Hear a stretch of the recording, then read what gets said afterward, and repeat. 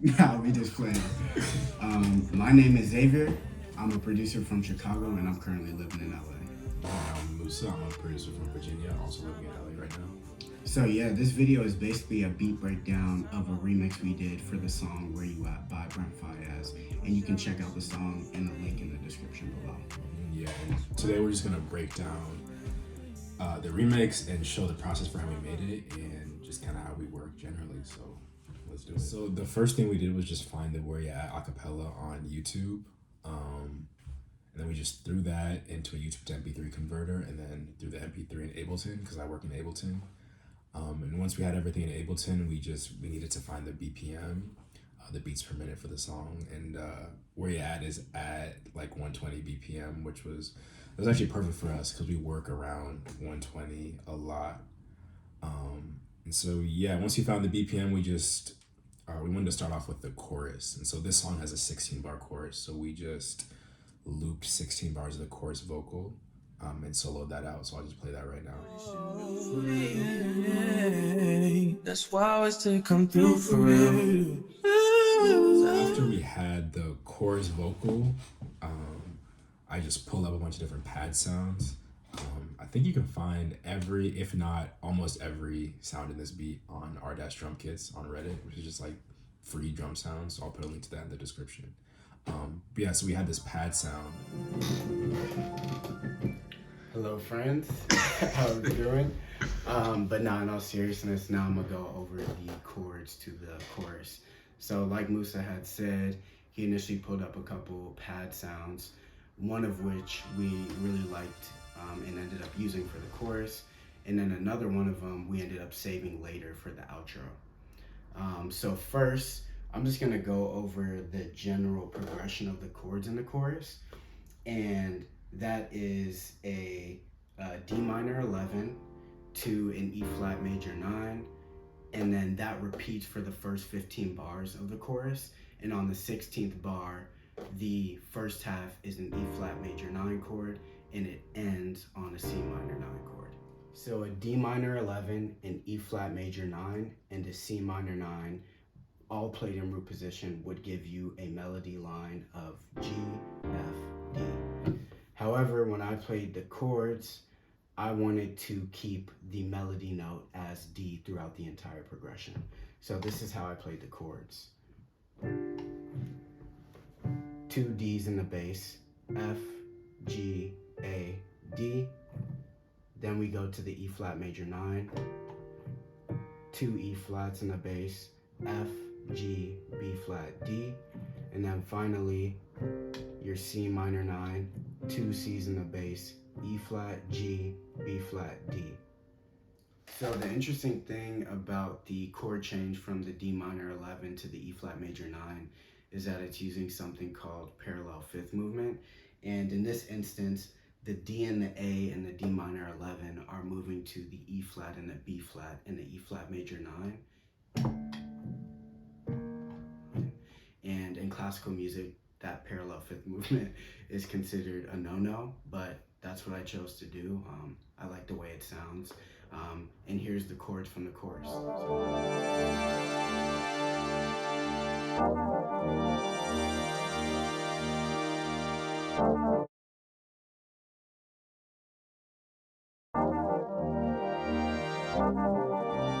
right, cool. So yeah, after we had the pad, we just started on the drums.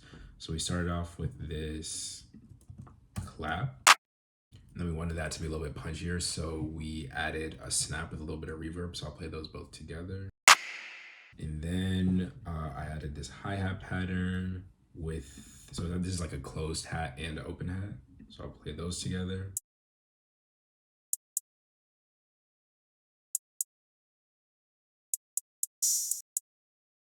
Then we added this kick pattern.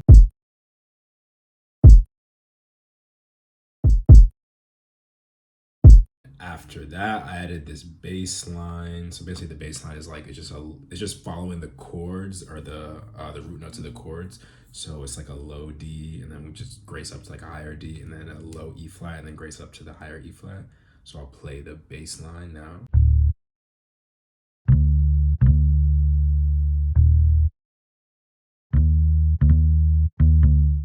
after that, just added, just for an effect on the one, just added some chimes, and we just reversed the chimes just for like a little bit of a different feeling. So I'll play the chimes. And I'll play the pad and the drums all together.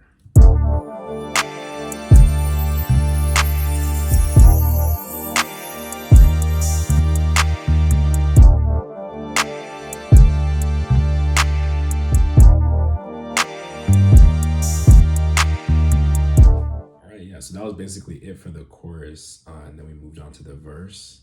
The main difference between the chorus and the verse is that the verse has a different main sound. For the verse, we used this keys guitar sound because we felt like the chorus was like pretty R&B, and we wanted to match that vibe, and the keys guitar sound definitely did that.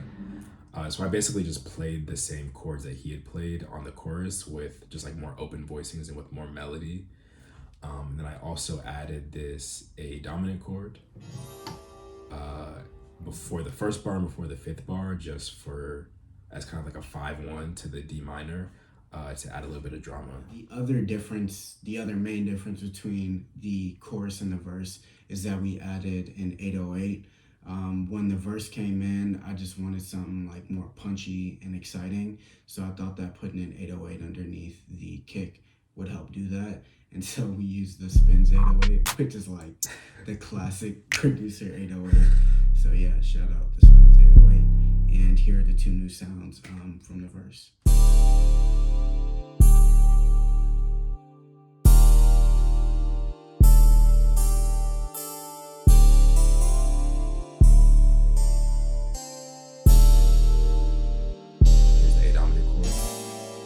After the verse, we did another 8 bars of a chorus before going into the bridge. And with the bridge, people typically go to a different key, and that's what we decided to do as well. Yeah, so we didn't change the key of the song. The song is in D minor, but for the bridge, we did want to go to a major key just to have a different feeling. So we decided to go to B flat major, just because B flat major and D minor share a lot of the same notes.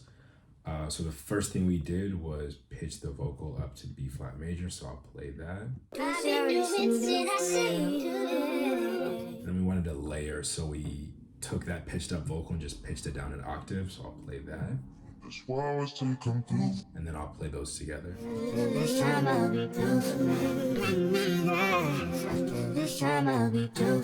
So we pulled out this organ sound and we're trying to figure out how to get from C minor to B flat. And so X just found this B sharp 5, sharp 9 chord. So we could walk down to this B flat major 6-9 chord. And then I played D dominant 7 to G major 9. And this is like a major 6 chord. Usually in a major key, you would go to a minor 6. But a major 6 is always like an interesting sound. It always has a nice feeling.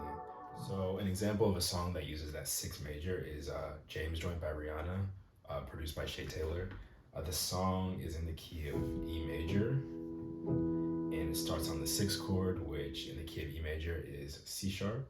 And so usually you play that minor, but he starts it off on a major chord. It just feels nice, feels like sunshine. Yeah, so went to that major 6, and then went to this E minor, because G major and E minor are basically cousins, and then walked that down to this E flat major 7, and then just back to that C minor 9, and that's basically it for the bridge. So also in the bridge, you probably noticed bass underneath the chords. And so basically the idea behind that was that, you know, we felt the chords in the bridge felt warm and gospel-y, and we kind of wanted a bass line underneath that to match that energy. So the bass, we added some distortion to it to just give it that nice warm feel to match the chords. And so, you know, here's the bridge with the chords and the bass.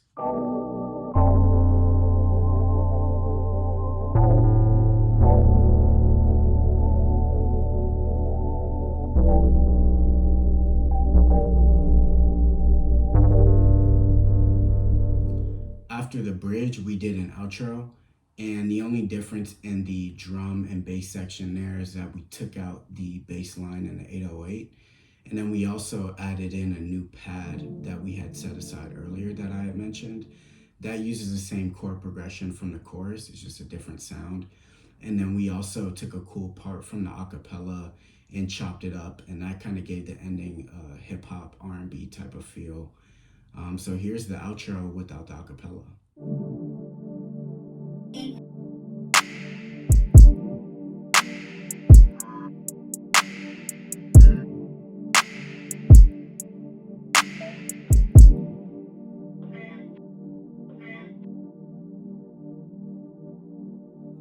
All right, thanks for watching. Don't forget to listen, like, comment, and subscribe. You can follow us on Instagram, TikTok, and SoundCloud. All links are in the description. So thank you again. You're the death in me and a remedy.